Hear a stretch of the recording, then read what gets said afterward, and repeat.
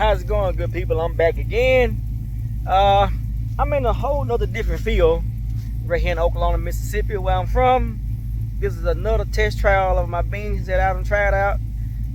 This variety is a 5214 as well, but just a different change in the lot number. And now I'm highly impressed with these soybeans right here.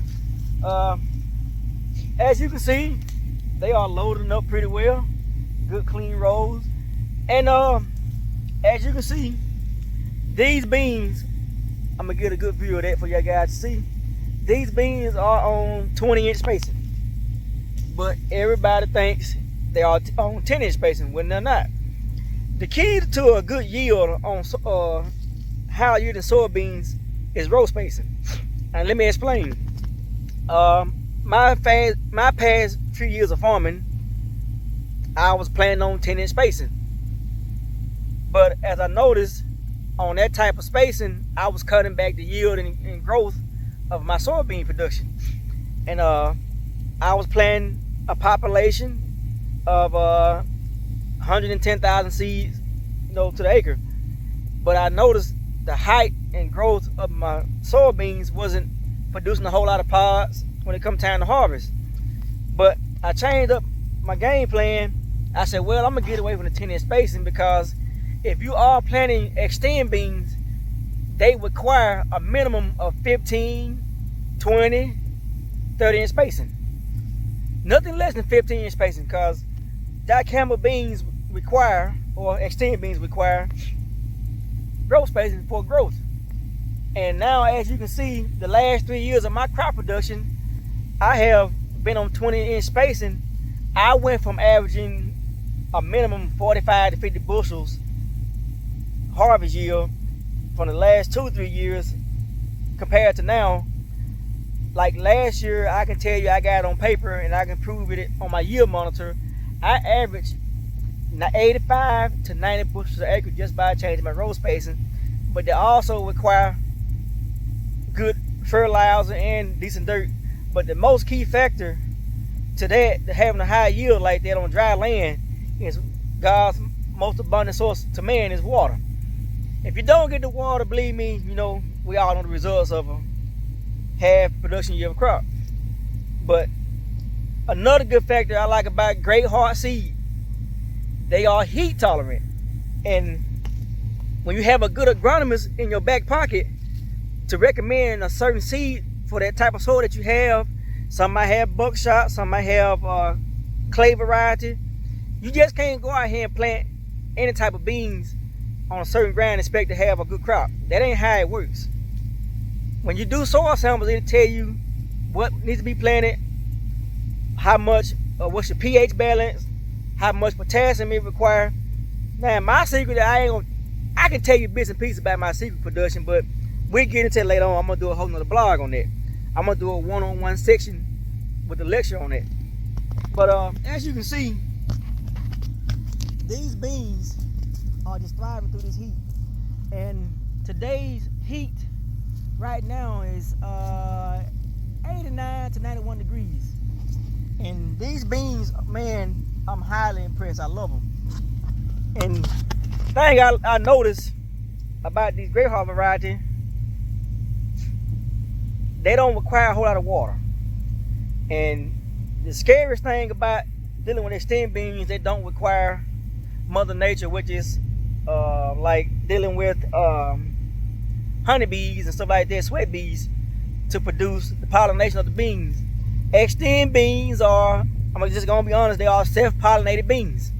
When I say self-pollinated, that means it don't require the factors that Mother Nature gives off, like the bees need to produce the pollen to give off to the beans so they can pollinate. So, just genetics. I don't get into that type of business, to each his own.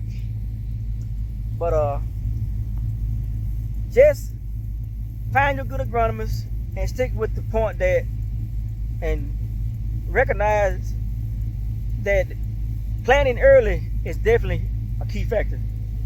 I planted this field here May the 1st, and I usually start planting around April the 15th, nothing less. And yeah, the temperatures are kind of cool and mild.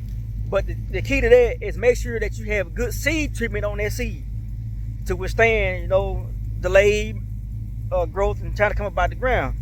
But I'm telling you, I can put you on game with a Great Heart seed. I can brag about them, because the last 5 to 6 years I have had nothing but good results with the seed. I done tried all other different factors of beans, different variety of beans.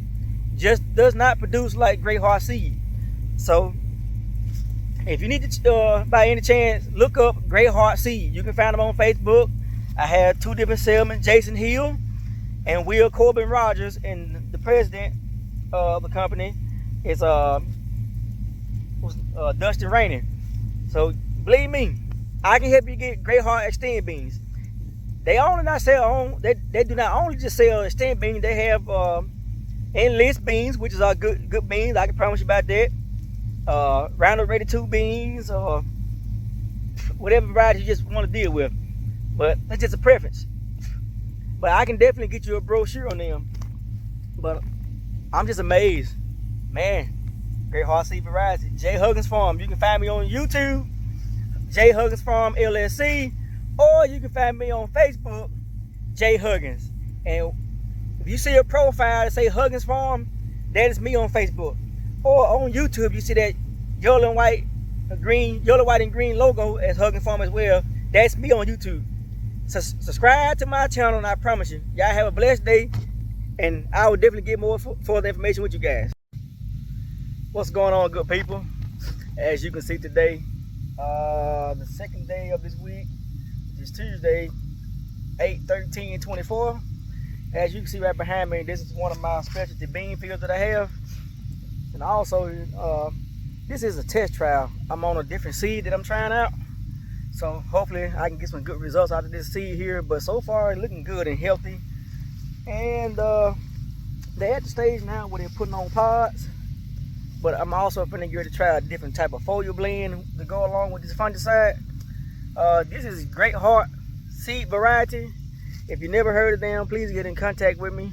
You can find me on Facebook at J Huggins, or you can find on YouTube at Huggins Farm, which is J Huggins Farm LLC.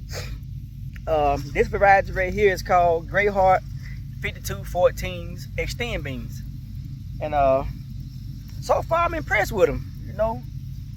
I didn't put a whole lot of fertilizer up on them this year, but as you can see, nice, clean, healthy beans, and hopefully looking for a good productive yield. And I'm highly amazed at these beans, how they're taking the heat. And the one thing I like about this seed company right here, and these beans are heat tolerant. So, that's the key. That is the key to farming. It's one thing to buy a seed, but you need to find a seed that's going to be heat tolerant.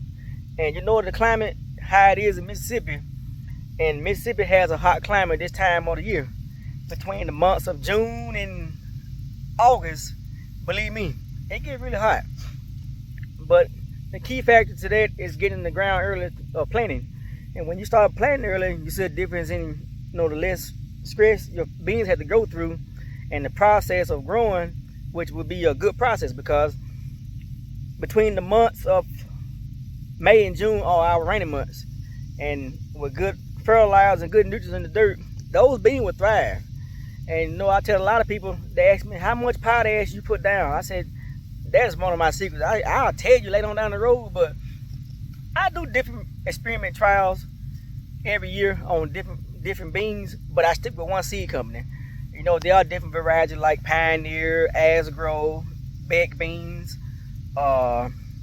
Cropland, but so far I've been dealing with Great Heart, and I'm impressed with the price and the genetics of these good beans with Great Heart seed. I've been with this company almost 7 years, and it's hard to beat their pricing on beans. They stand behind their replant, and when you catch a company that stand behind the replant, it's gonna be tough to beat. And you see the results of these Great Heart beans right here, man, they're just thriving. But first and foremost, I would like to thank God for allowing me to be a vessel to explain the process of what I'm doing and what I'm trying to do and how far I'm trying to go with this. And by him we move and have our being, hey, nothing to complain about. Like I tell people, every year is not the same, but you get in what you put in. If you go out here thinking it's gonna be an easy task, it's not. That much I promise you. So, you know, if you're gonna get in this type of business, make sure you have your mind made up to do whatever it takes to get a crop like this going. And this is August, and I planted these beans on May the 12th, and I am highly impressed. And we do have rain coming in this week, and I'm finna put my secret on these. Y'all stay tuned. In about a week's time, as you can see how tall these beans are, right here. And I'm actually at the front of the field because I'm not gonna walk out there in the tallest part of the beans, but y'all will catch my drift. And, you know, between the little critters down here, I'm not walking out there. I'm just being honest. So, you know, just stay tuned of what my little secret I'm about to do on these beans. Right now, as you can see, they at waist high. I'm gonna push these beans to being chest high with anywhere between 300 to 350 pods on one stalk. Stay tuned, guys.